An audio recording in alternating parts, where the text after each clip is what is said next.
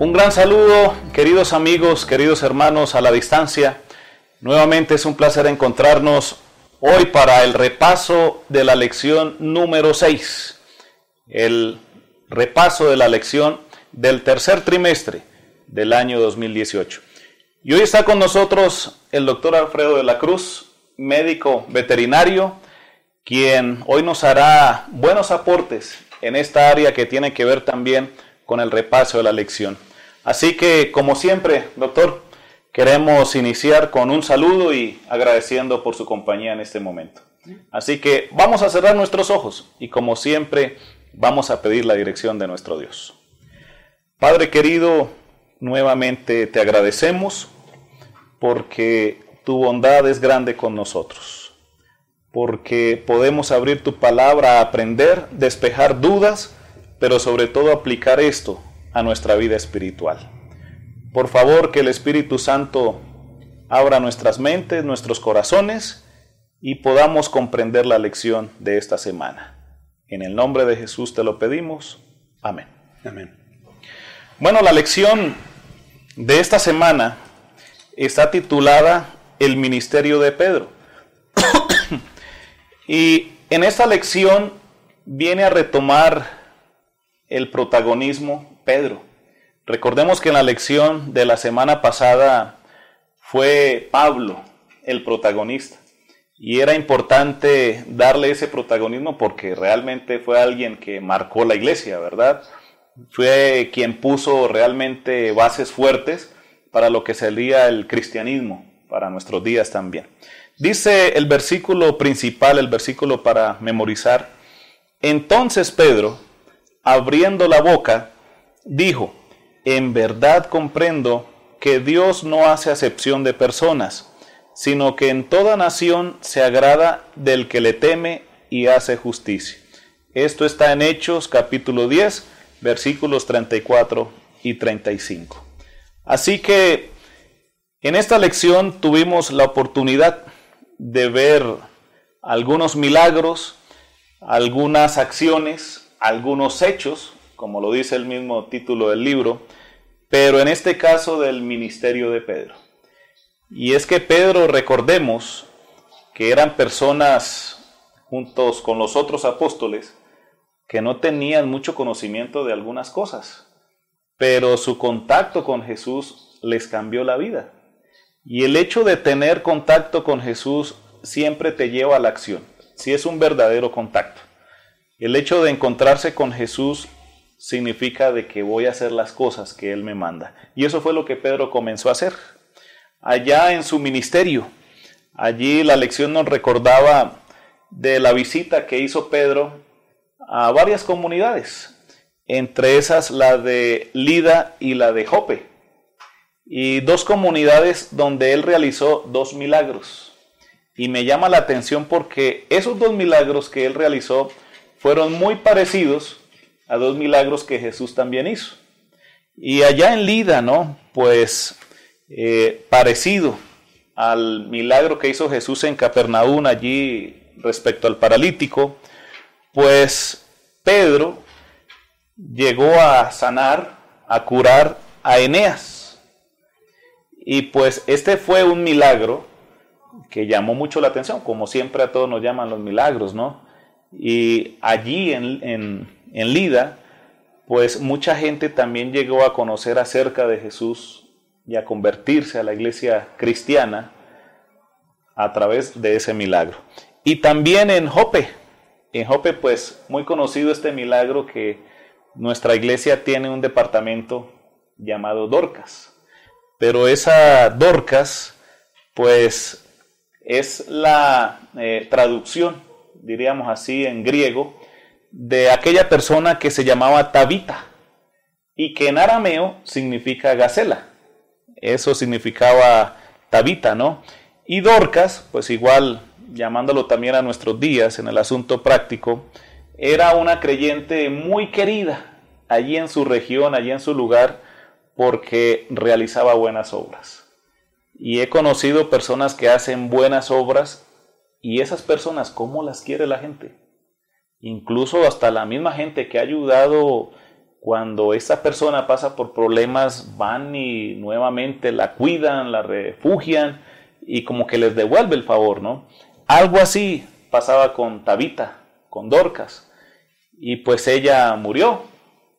Y entonces Pedro pues hace algo muy similar a lo que Jesús hizo cuando la hija de Jairo les pidió a todos que salieran de la habitación y entonces ordenó, le dijo a la mujer, Tabita, levántate, con todo el poder, y entonces sucedió el milagro. Y esto llevó a que en Jope pues se hicieran muchas conversiones, ¿no? Después sucedió la conversión, digámoslo así, de Cornelio, ¿verdad? El milagro en la vida de Cornelio. Y allí Pedro fue utilizado. Pero, ¿qué sucedió en la casa de Cornelio, doctor? ¿Qué pasó con Cornelio? Sí, así es, pastor. Bien dice usted que tuvo aquí un problema, una disputa en posterior del apóstol porque había todavía este celo judío de tratar de no llevar el evangelio fuera de las puertas de Jerusalén prácticamente. Pero lo interesante es que hemos platicado con personas, tanto de la parte científica como personas que les interesa la teología o esta parte religiosa, y usted sabe que yo fui ateo. Ajá. Entonces, partes de las cosas que yo como ateo, yo no sabía la carga de ciencia que tiene la Biblia misma, al punto de que cuando yo abrí una Biblia, entré incrédulo, pero acabé convertido a la iglesia adventista. Ajá. Gloria a Dios. Amén. El asunto aquí es que Pedro ve este manto y escucha la voz que le dice, Pedro, mata y come. Y él veía todo tipo de animales inmundos, y eso nos remonta a Levítico 11. El asunto es muy interesante porque hay personas de buen corazón, cristianos honestos, que dicen que en base a este pasaje de Hechos 10 se puede comer ya todo, porque el Señor le dice, no llames tú inmundo a las cosas que yo he limpiado. Pero cuando vemos estos versículos a partir del mismo por hermenéutica, la Biblia explica la propia Biblia, en Hechos 10:17, Hechos 10:19, y él pensaba en la visión, y él meditaba en estas cosas, porque sabía que no era literal. Pedro dijo, Señor, ¿cómo yo podría comer esto si tú sabes que jamás lo he hecho? Entonces sería extraño pensar que Jesús o Pedro estuvieran mordiendo cerdo, ¿no? O camarones. Llama la atención esto clínica, médicamente, toxicológica y epidemiológicamente, porque el libro de Levítico se escribió hace 3.500 años. Y estamos hablando ahora de hechos de los animales inmundos. Apenas hace un siglo se descubre la penicilina, el primer antibiótico, y sabemos qué son las toxinas. Hoy sabemos los clínicos, los biólogos, los médicos, los toxicólogos, los epidemiólogos, que prácticamente los camarones vienen altos en colesterol, animales sin aletas y escamas.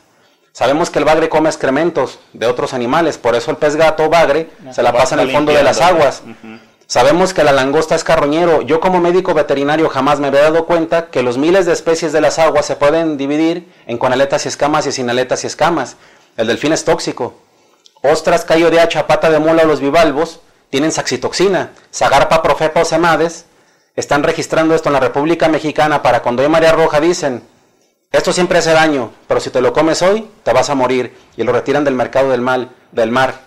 Por eso es difícil que alguien piense que ahora estos alimentos son limpios, si apenas hace 100 años entendemos por qué hacen daño, y hace 3.500 años por la mano inspirada fue escrito lo que se come y lo que no se come. No, y es increíble hoy en día cómo muchas personas necesitan de lo que usted acaba de decir, evidencias. La evidencia científica. Y es que algunos consideran que, bueno, ya abriendo un paréntesis en la lección, ¿no? Porque tiene que ver un poquito de eso. Porque sí, es que es ciencia, todo esto es ciencia. Sí, no, y muchas personas se prenden de aquí para decir, podemos comer de todo. Así es. Y déjenme decirles, a veces el asunto no es religioso, como hemos hablado. Y algunos dicen, no, es que allá en su iglesia le prohíben, es que allá esa iglesia adventista no se puede comer eso. Ay, espérense, no es un asunto religioso. O de prohibiciones. O de prohibiciones. Es un asunto de mera lógica. Así es. Es un asunto de salud. Con evidencia científica. Con evidencia científica. Si yo sé que algo me va a hacer daño, que son toxinas, que es veneno, pues yo ¿para qué me lo voy a comer? Es que me va a hacer daño, pues sí. Entonces hay que aprender a diferenciar eso, ¿no? Y aprender a aplicar esos principios de salud y no a malinterpretar la visión que se le dio a Pedro para ir a la casa de Cornelio y decir, es que Jesús está diciendo que podemos comer de todo. No, esto no es así, ¿no? No solo de manjares en ese momento. Exactamente. Entonces, la visión que estaba recibiendo aquí Pedro tenía que ver en un ámbito espiritual. Así es. Y tenía la demostración, eso era lo que estaba haciendo Jesús, diciéndole, oye, espérate, Cornelio creía en Dios y era un judío no circuncidado o incircunciso. Y recordemos que siempre los judíos, pues los que no estaban circuncidados eran apartados, dejados a un lado. Y los judíos creían que solamente los que estaban circuncidados eran los que tenían derecho a la salvación, como se creía en el Antiguo Testamento, ¿verdad? Pero cuando Pedro recibe la visión les dice, pues significa de que también Cornelio tiene el derecho a la salvación, tiene el derecho a pertenecer, a ser cristiano, a pertenecer al pueblo de Jesús, al pueblo de Dios. Y eso, con esa visión, se aclara totalmente. Sí, ¿verdad? Eso nos manda a Hechos 11.1, donde bien dice, se levanta el problema, se arma la bronca, ¿no? Como decimos acá. Sí, ¿Por qué has entrado en casa de hombres incircuncisos y has comido con ellos? Es lo que reclamaban a Pedro en este caso. Sí, le decían porque, pues, se esperaba de que un judío puro, circuncidado, pues no tenía nada que ir a hacer a la casa de un incircunciso. Así es. O sea, iba a quedar impuro. Y pues ahí le empiezan a reclamar a Pedro, ¿verdad? Pero bueno, eso también llevó a la demostración de que Cornelio y su familia pues fueron tocados por el Espíritu Santo. El Espíritu Santo también utilizó, digámoslo así, a su familia, a Cornelio, y les dio el don de lenguas. Pero recordemos, como hablamos en una lección pasada, el don de lenguas no era repetir palabras ahí extrañas, sin sentido. Balbuceos o glosolalia. Sí, primero de Corintios 14 es que explica, todo debe ser hecho de forma ordenada. Ándale. Dentro de las iglesias. Así es, y mucha gente cree que el don de lenguas es hablar ahí sin sentido, sin ningún orden, ¿no? Y el don de lenguas pues es practicar un idioma, un lenguaje claro, que los oyentes pudieran entender y comprender. Y Cornelio y su familia fueron tocados por el Espíritu Santo, recibieron ese don del Espíritu Santo, y no es solamente el don de lenguas sí lo más importante, sino lo más importante aquí, que se quiso resaltar con este milagro, diríamos así también, fue el hecho de que se estaba demostrando que también Dios los quería dentro de su pueblo. Sí, no esa separación de personas. Exactamente. Y eso es lo que nos dice allí el versículo principal, ¿verdad? De que Dios estaba, digámoslo así, permitiendo que aquellas personas que no eran judías o que eran judías pero no circuncidadas, también los gentiles, también personas de otras regiones, todos ellos tenían acceso en estos momentos a la salvación y al pueblo de Dios. Así que, pues es muy bonito esto porque aquí me llama algo la atención, y es tener la seguridad de que no interesa el lugar de donde seamos, ni de dónde vengamos. Todos tenemos derecho a la salvación si hemos conocido a Jesús. Amén. Y esa es la universalidad del Evangelio. Eso era lo que Jesús quería que entendieran todos, de que había que salir a predicar.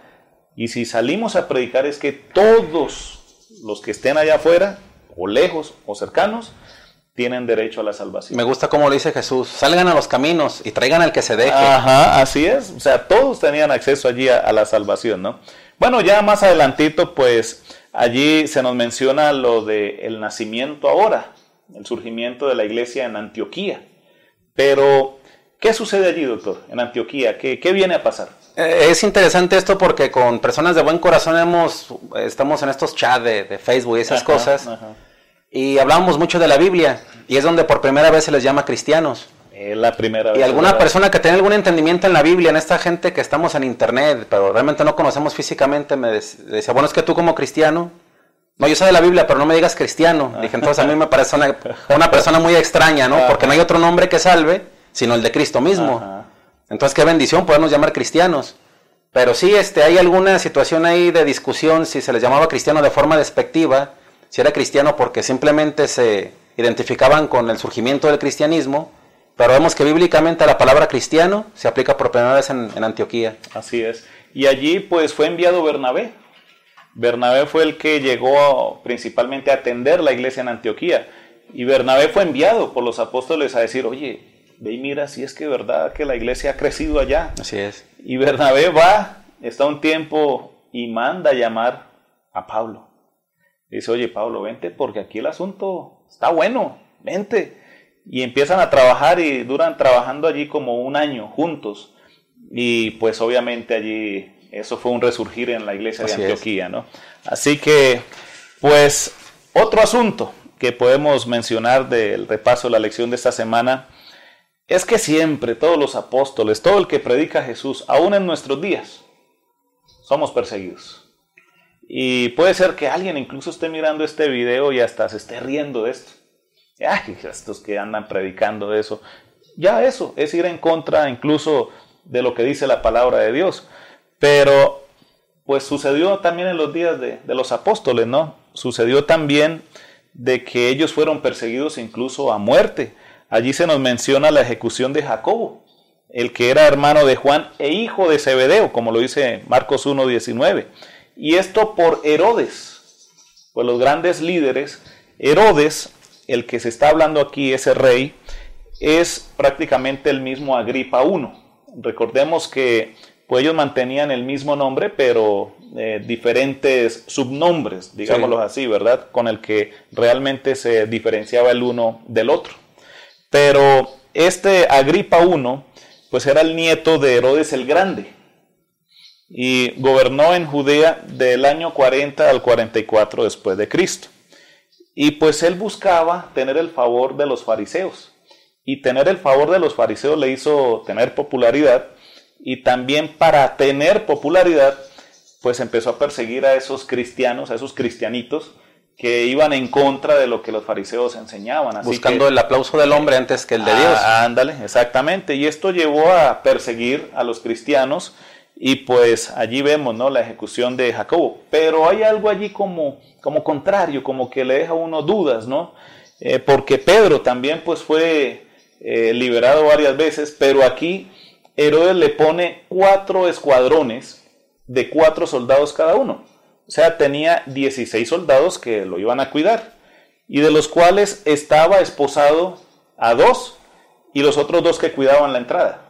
O sea, no había escapatoria de nada hablando humanamente. Pero llegó el Señor y tan simple con un ángel y fue libre. Y yo digo, cuando uno predica el Evangelio, bueno, realmente no sabemos si habremos de morir. Tampoco sabremos si habremos de ser liberados, porque están las dos partes. Pero sea cual sea, el objetivo se tiene que cumplir, y es que Jesús tiene que ser resaltado y tiene que ser conocido. Amén. Y yo quiero pues ya ir terminando y decirles a cada uno de ustedes, no nos paremos en predicar, no nos detengamos. Quizá eso nos va a llevar a la muerte, quizá eso nos va a llevar a milagros de escapatorias, de salidas, pero esa es la aventura, lo digo yo, de andar con Jesús. Vamos a vivir milagros, vamos a vivir momentos difíciles, pero tener la seguridad de que todo lo estamos haciendo para nuestro Jesús. Así que, doctor, pues muchas gracias por esos aportes, y la verdad, pues se trata de dejar dudas también. Hechos 10, 11 y 12. Exactamente, para que usted busque, para que usted quede allí, caramba, ¿qué es eso? No se contente con eso que estamos compartiendo, busque, investigue más, lea la Biblia y Dios le va a mostrar realmente lo que hay allí. Así que, nuevamente, doctor, ¿le parece si usted termina haciendo una oración para despedirnos? Inclinamos el rostro. Todopoderoso y amante Padre que estás en los cielos, glorificado y santificado tu nombre, Señor. Gracias, Señor, por permitirnos repasar tu santa palabra. Y por favor, Señor, quédate con nosotros y con las personas que están siguiéndonos en cualquier lugar donde llegue esta señal. Te lo pedimos, Señor, sabiendo que no somos dignos de pedir ninguna cosa, sino en los méritos del Maestro Jesucristo. Amén, Señor. Amén. Muchas gracias, doctor. Gracias. Amigos queridos, Dios les bendiga y hasta una nueva oportunidad. Hasta pronto.